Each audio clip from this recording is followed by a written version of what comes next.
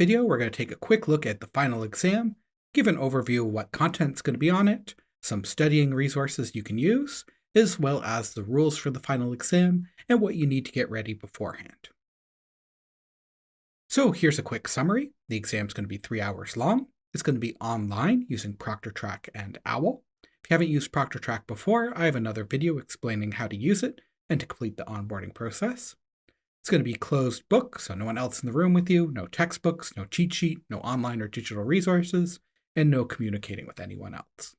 It's going to be mixed format, true and false, multiple choice, matching questions, fill in the blank questions, and possibly short answer questions that are just one word or one number. So both when you're doing the onboarding process, as well as when you're writing the final exam, you're going to need the following things. First, a student ID or a government-issued ID that has your photo and name on it, a webcam and microphone, but these can be built into your laptop, a Windows or Mac OS computer, that's an Apple computer, Chrome or Firefox, and a reliable internet connection. And before you write the final exam, there are some things you must do. The first one is to complete the ProctorTrack onboarding process. This process basically tests all your hardware and makes sure you are familiar with how to start the exam. It's very important to do because you don't want to be there on exam day and realize there's an issue with your setup. So complete this as soon as possible to make sure everything's working and you can fix any issues beforehand. Next, you want to ensure your webcam, microphone, and computer are in working order. That's part of the onboarding process. You want to ensure your computer meets the minimum requirements for ProctorTrack. You want to ensure your internet connection is reliable and working correctly. And you want to ensure that you have a clean and quiet room to write your exam in that no one else is going to be present in. And you want to make sure you have arranged your schedule such that you'll be available on exam day. Now, in terms of completing the onboarding process, once again, I can't stress it enough that you have to do this before the final exam. Do it as soon as possible. Right now would be the best possible time. And if you're not familiar with how to do this, please watch the tutorial video that I've linked to on OWL for more information. It guides you through the whole process and shows you step by step how to complete this. Next, we're going to go over the final exam rules. First off, you're not allowed to use, run, or have open on your computer any application other than a web browser used to access the exam. So you can't have Excel, Access, or anything else open. None of those are allowed. Just a web browser with one tab open to the final exam. Next, you must write the final exam alone. No other person can be in the room with you or talking to you or communicating with you in any way. So you're not allowed to have any electronic device out other than one computer that you are using. And ProctorTrack does require that the one computer only has one mouse, one keyboard, and one monitor. If you have another monitor hooked in or another keyboard, it will not let you write the final exam. So please make sure that you only have one mouse, one keyboard, and one monitor connected. Next, the exam is closed book, so no textbooks or online resources of any kind can be open on your computer or out in your room. You must have ProctorTrack running at all times while you're writing the final exam. This is very important. You can't start the exam and then turn on ProctorTrack, or start the exam then turn off ProctorTrack. Every second that you are writing the exam, ProctorTrack has to be running.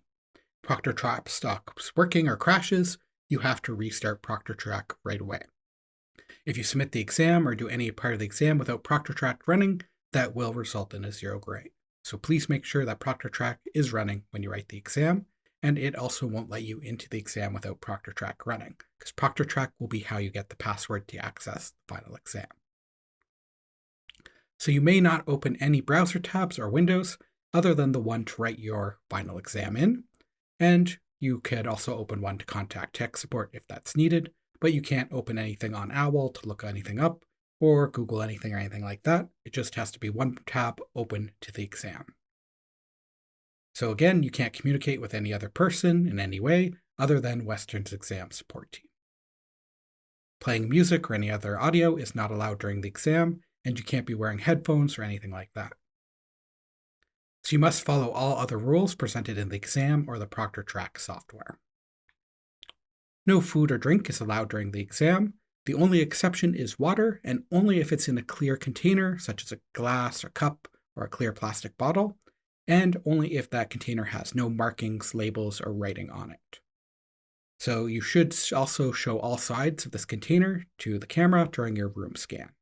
So during your room scan, it's very important. Show any containers you have, show any blank paper you have. Everything needs to be documented. And that brings us to the room scan. You must complete a detailed and thorough room scan. This shows you how to do it in the ProctorTrack onboarding video, but basically you need to cover all parts of your room, under the desk, your table, absolutely everything that's in sight of you needs to be shown in that room scan. So take your time with this and don't just move the camera around really quickly, because there will be a mark penalty given for not completing a room scan or for an incomplete, lacking, or too short room scan. So please take your time, make sure everything's documented properly. This doesn't just make sure you don't get the mark penalty, it also makes sure that you're proving that everything is legit. So if there's any questions or flags, you can refer to that room scan and say that you showed everything. So it protects you too. And you can have blank paper and writing utensils for taking notes, but you have to show both sides of the blank paper during the room scan at the start of your exam. And those pages have to be completely blank, but you can write on them during the exam. So that means you have to show both sides during the room scan of every single sheet that you have with you. Violating any of these rules will result in 0 grade on the exam, plus possible additional penalties if it's deemed to be an academic offense. So please make note of all these rules and follow them, because we don't want to get into that situation. Okay, on to what's going to be on the final exam. And it's basically going to be everything that we've covered, because the exam is comprehensive. So there's going to be 2 big sections. There's going to be the business theory questions, as well as the technology practical type questions. So for business questions, these are going to come from textbook chapters 1 to 12, including any assigned knowledge extensions, and also from any lecture videos and slides. The form of these questions is mostly going to be true and false or multiple choice. They are going to be drawn from a test bank, so the type you get might be a bit different, but they'll always be multiple choice or true or false. And they will make up approximately 50% of the exam's worth. The other half of the exam is going to come from tutorial content and the assignments. These will be like the practical parts we've done.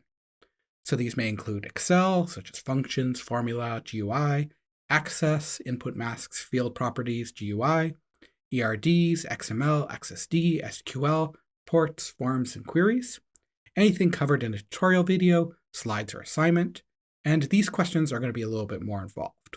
They'll be multiple choice, matching, fill in the blank, which can also include the 1 word or 1 number short answers. And they're going to make up approximately 50% of the exam's worth as well. So it's important that you study both of these. You should expect enough questions to fill up the 3 hours. So you might be wondering, how do I study for this exam? Well, I have posted some new review questions for you, and you can find these under the final exam unit that's now available on OWL.